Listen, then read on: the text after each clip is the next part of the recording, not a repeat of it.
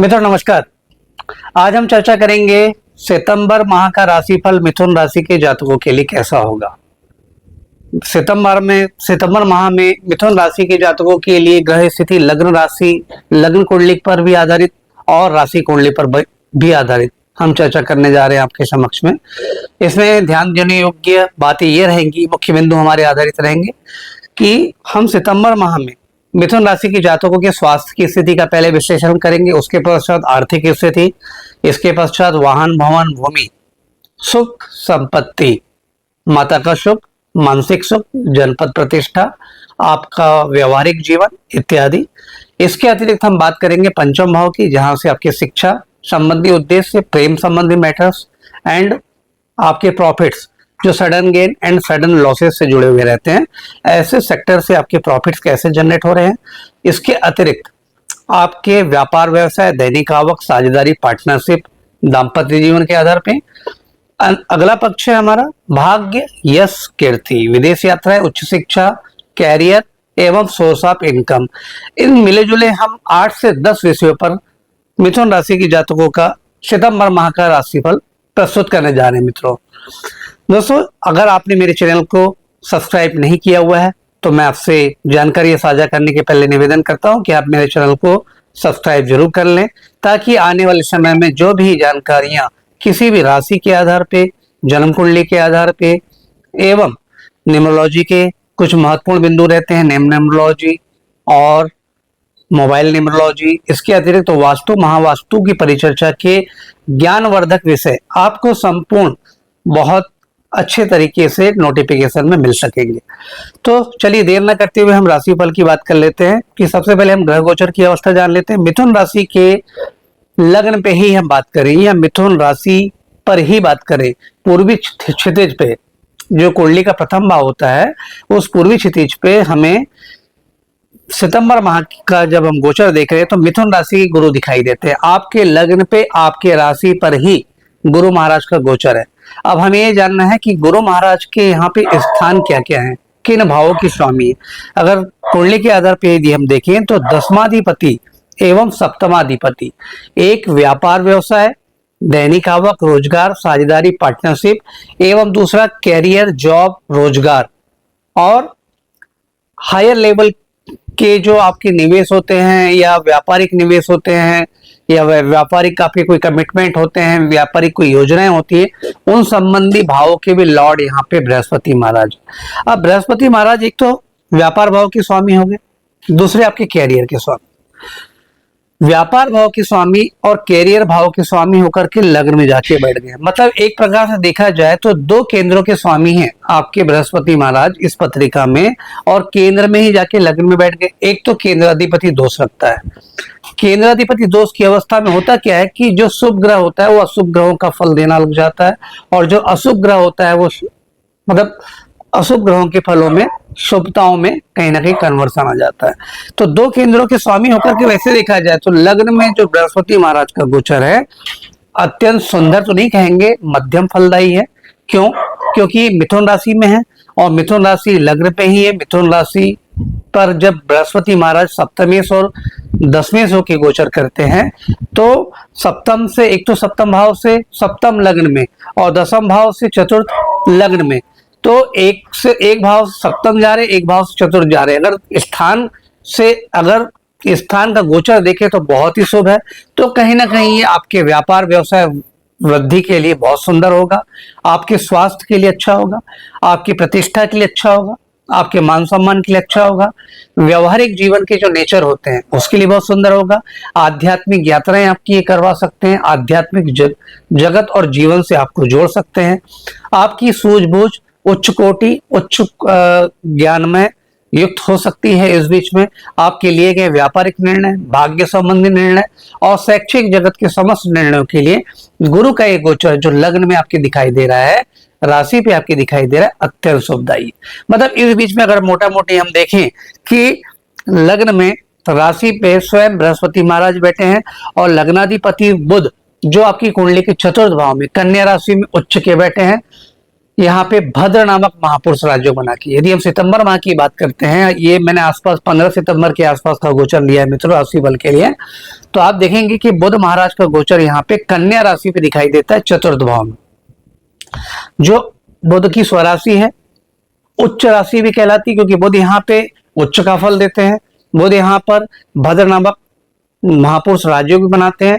तो कुल मिला के देखा जाए तो आपके पद प्रतिष्ठा में, व्यापार व्यवसाय में, कैरियर में और जीवन में उन्नति के बहुत सारे आयाम आपको सितंबर माह में मिलेंगे। आर्थिक प्रगति के दौर से, व्यवहारिक प्रगति के दौर से, चारित्रिक प्रगति के दौर से बहुत सुंदर समय है।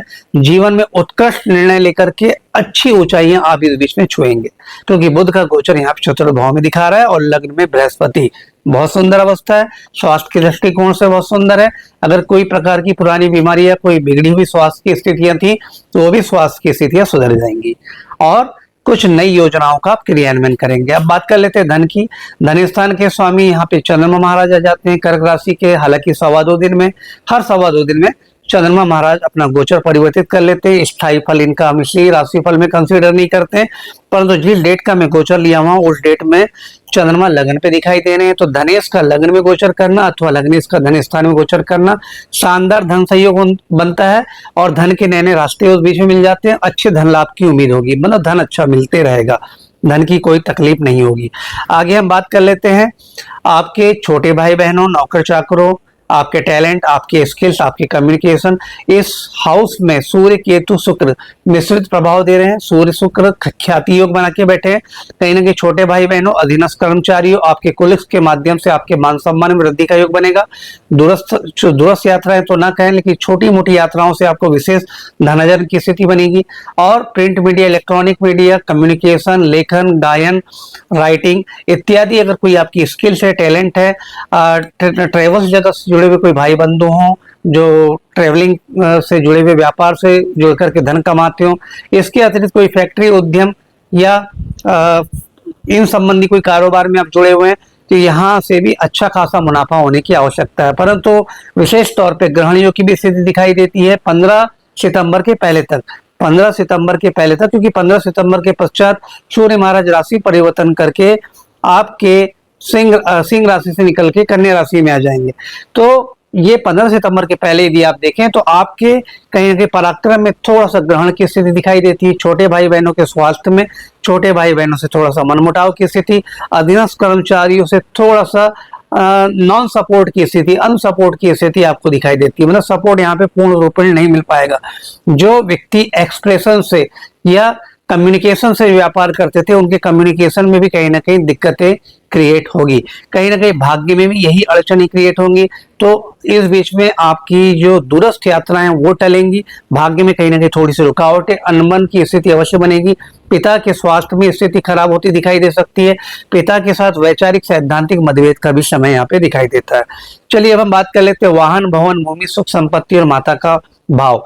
चौथे भाव में बुध उच्च की दिखाई दे रहे हैं, भद्र नामक महापुरुष राजयोग। तो वाहन, भवन, भूमि, सुख संपत्ति के दृष्टिकोण से बहुत शानदार समय है। इस बीच में नवीन वाहन लेना चाहते हैं, आग बंद करके ले लीजिए। नवीन प्रॉपर्टी लेना चाहते हैं, आग बंद करके ले लीजिए। कोई भवन विक्रय करना चाहते हैं, विक्रय करके कोई नई प्रॉपर्टी लेना चाहते हैं, बिल्कुल लीजिए। कोई नया निवेश इन्वेस्ट करना चाहते हैं, वो कर सकते हैं। जनसत्ता, पार्टी, राजनीति से जुड़े हुए भाई बंधुओं की प्रतिष्ठा के बढ़ने का समय, पद प्रमोशन के बढ़ने का समय है। घर में सुख शांति सौहार्द का वातावरण बना रहेगा। कीमती आभूषण जवाहरात की भी प्राप्ति हो सकती है।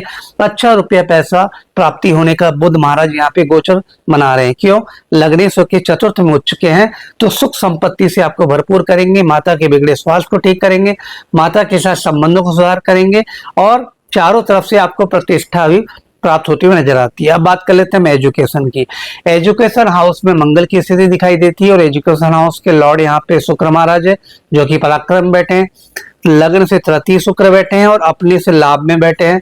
तो अपने स्थान से शुक्र का गोचर बहुत सुंदर है, क्योंकि जब भी शिक्षा भाव का स्वामी अपने से लाभ भाव में जाए, लग्न से तीसरा जाए, तो शैक्षिक उद्देश्य पूरे होंगे। शिक्षा के द्वारा किए गए उद्यम से आपके जीवन में, कैरियर में प्रगति या भाग्य में प्रगति के योग दिखाई देते हैं और भाग्य में बुलंदी होगी। और इसी शैक्षिक उद्देश्य को लेकर के यदि कोई विदेश यात्रा आप करना चाहते हैं जो आपके कैरियर को बनाने वाली होगी, वो अवश्य होगी। शिक्षा की दृष्टिकोण से की गई यात्रा भी यहाँ पे शुक्र महाराज आपकी सफल करवाएंगे। कुल मिला के शैक्षिक उद्देश्य के लिए शुक्र का ये गोचर तृतीय भाव में बहुत सुंदर है, इसमें कोई तकलीफ नहीं है। पंचम भाव में मंगल की स्थिति अब ये हम देख लेते हैं।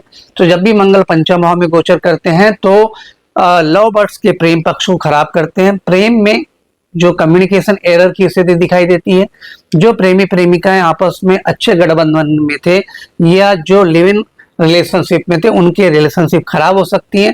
उतावलेपन, जल्दबाजी में, हड़बड़ाहट में, क्रोध में, उत्साह में, आवेश में आकर के अपने पार्टनर के साथ कोई ऐसा व्यवहार ना करें जो आपके नुकसान का कारण बन सकता है। रही बात पंचमेश अपने से 11वें और लग्न से तीसरे हैं, तो share market, stock market profit generate की अच्छी स्थिति दिखाई देती है। म्यूचुअल फंड, कैसीनो, लॉटरी, जुआ, कैसीनो इत्यादि से अच्छा धन खासा आने का योग दिखाई देता है, या सडन कहीं ना कहीं से आपको मोटा धन लाभ होने की भी स्थिति यहाँ पे दिखाई देती है। और शैक्षिक उद्देश्य की बात करें तो पंचम भाव में मंगल की गोचर है और पंचमें लाभ तृतीय भाव में, लग्न से तृतीय और अपने से लाभ भाव में। तो शिक्षा संबंधी लिए गए समस्त निर्णय आपके बहुत सटीक और अच्छे साबित होने की स्थिति यहाँ पे दिखाई देती है। अब हम बात कर लेते हैं आपके व्यापार व्यवसाय, दैनिक आवक, रोजगार, साझेदारी, पार्टनरशिप की। सप्तमी से यहाँ पे स्वयं बृहस्पति है, लग्न में बैठे हैं, वह क्या कहना।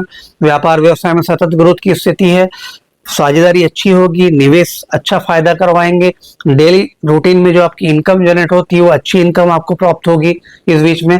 मतलब आपके व्यापारिक निवेश बहुत फलदायी होंगे। व्यापार व्यवसाय में सडन ग्रोथ की स्थिति आपको दिखाई देगी। व्यापार व्यवसाय में अच्छे मुनाफे की स्थिति यहाँ पे दिखाई देती है। इस बीच में कैरियर भी अच्छा सपोर्ट करेगा, व्यापार भी अच्छा सपोर्ट करेगा। और कहीं ना कहीं अगर बिगड़ी पार्टनरशिप थी तो पार्टनरशिप सुलझने की स्थिति है। जिन जातकों के वैवाहिक जीवन के रिश्ते शायद नहीं जुड़ पाए थे, उनके वैवाहिक जीवन या प्रेम प्रसंग की शुरुआत की स्थिति है।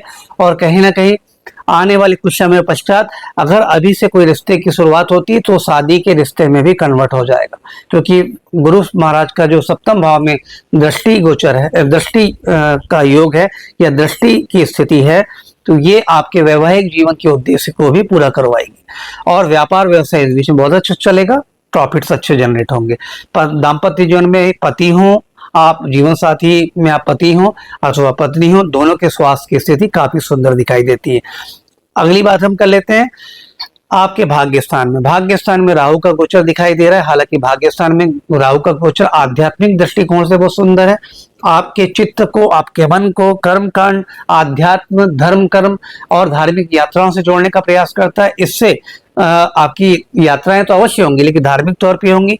लेकिन दूसरे तौर पे देखा जाए तो कहीं ना कहीं पिता के साथ अनमन आपकी मानसिक अशांति का भी कारण बन सकता है, क्योंकि राहु की पंचम दृष्टि लग्न पे भी है, राहु की सप्तम दृष्टि आपके पराक्रम है। तो आपको पराक्रम से कहीं ना कहीं उद्विग्न, दुस्साहसी, डेयरिंगबाज और टेढ़े ढंग से काम करने वाला बनाएंगे। और राहु की पंचम दृष्टि आपकी चूंकि लग्न पर है तो आपको मानसिक अशांति और गलत निर्णय पर डालने का प्रयास कर सकते हैं।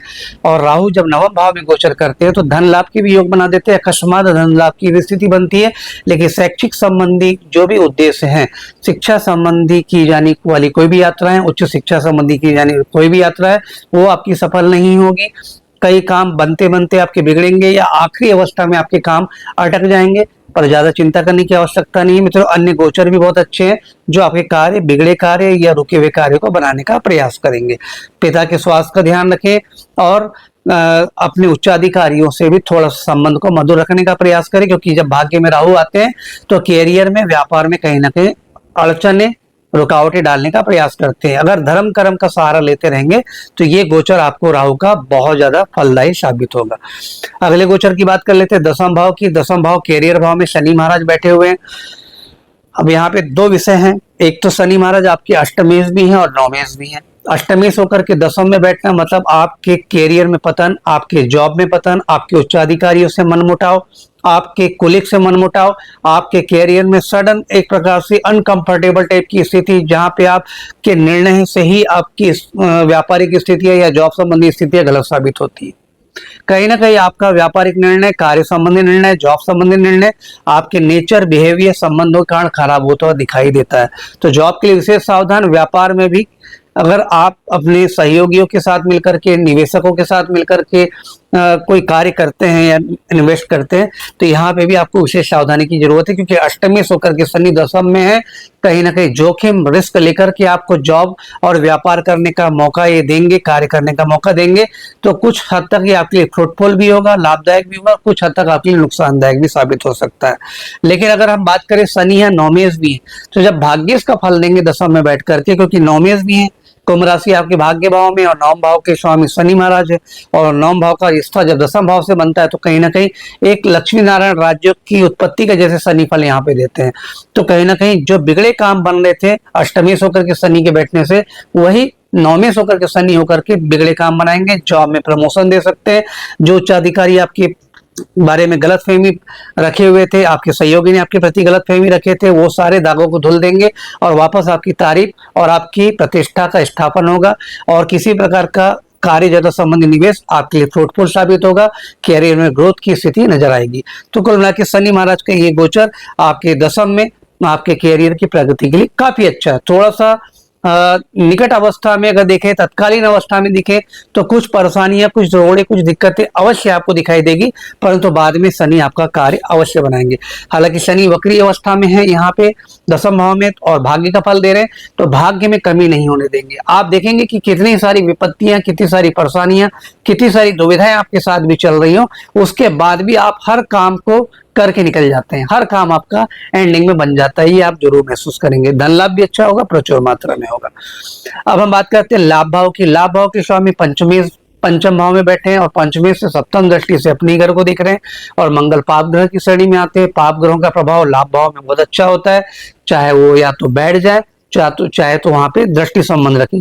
तो इस दृष्टिकोण से देखा जाए तो विशेष प्रकार के धन लाभ की स्थिति अभी आपकी सतत रूप से दिखाई देती है। लाभ के दृष्टिकोण से, इच्छाओं की पूर्ति की दृष्टिकोण से, उच्चाधिकारियों से विशेष सहयोग के दृष्टिकोण से, समाज के पूंजीपति, धनाढ्य, कुलीन, धनपति लोगों से संबंध जोड़ करके अच्छा धन कमाने के रास्ते बनेंगे। और आपकी हो सकता है अधिकांश इच्छाएं जो आपकी थी मन में दबी हुई, वो इच्छाएं भी आपकी पूरी होंगी।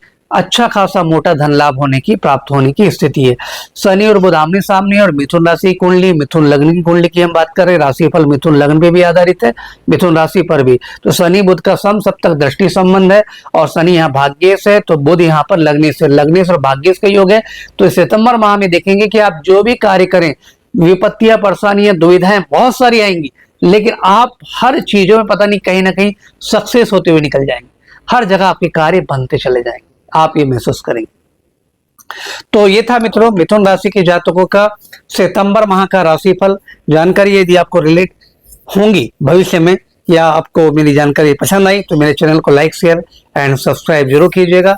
आने वाले समय में मैं पुनः, आने वाले दिनों में मैं आपके सामने पुनः कुछ नए राशि के वीडियो को लेकर के उपस्थित होऊंगा।